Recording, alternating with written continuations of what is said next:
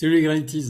Donc là, je vais vous présenter à quoi servent les stations et comment fonctionnent les stations dans la nouvelle version. On peut jouer sur des stations de différents niveaux.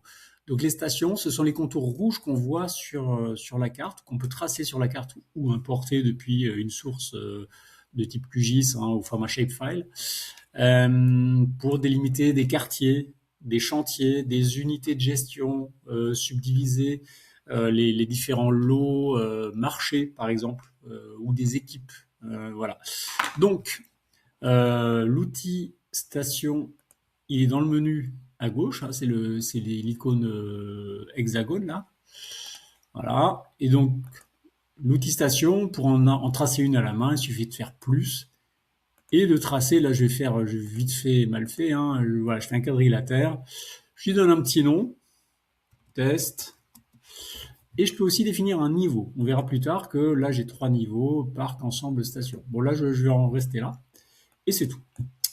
Donc la station existe et si je place un arbre dedans, dans sa fiche, il y aura automatiquement le champ station qui va être renseigné avec le nom de la station. Donc ça, c'est intéressant après pour si vous filtrez, si vous exportez les données, il y a automatiquement la référence de la station dans laquelle elle est contenue.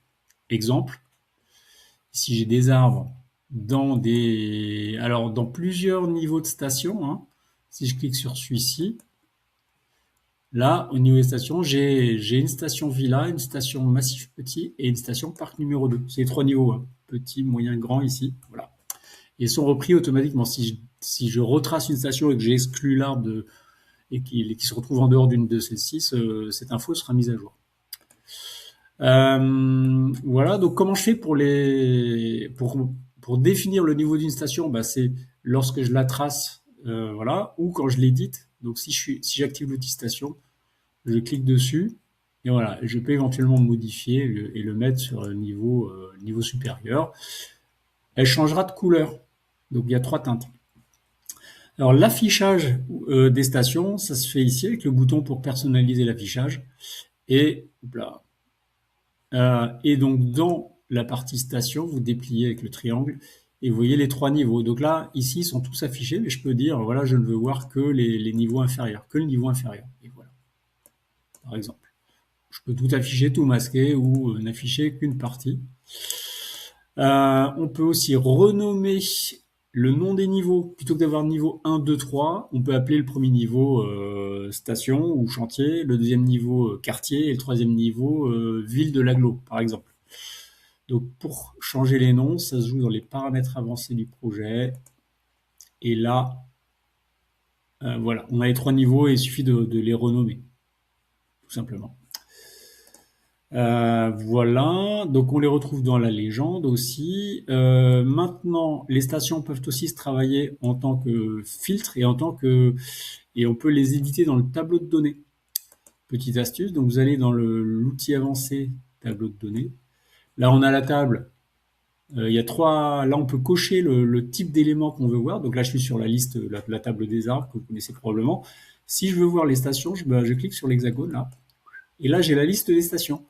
Et je peux ainsi facilement changer le niveau. Donc celle qui s'appelait test ici, voilà, si je veux changer son niveau et la remettre au niveau 1, je fais comme ça et après je peux tirer ça pour tout remettre, pour mettre un groupe, etc. sur un certain niveau. Bon là je vais pas le valider. Je vais pas le valider, mais voilà. Et donc, c'est assez facile de travailler sur un grand nombre de stations pour toutes les mettre au niveau 1 ou on les trie et on les met au niveau 1, au niveau 2, etc. C'est suivi des faits.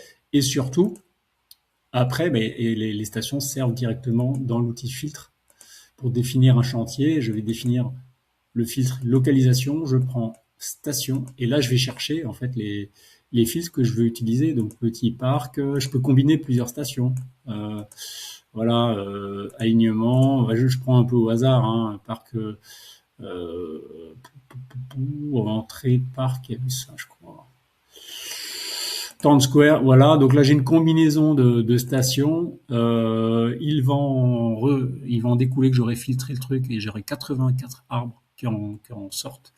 Voilà, donc si je valide le filtre comme ça, je n'ai plus que les arbres sur les stations choisies. Voilà, donc ça c'est comme ça qu'on peut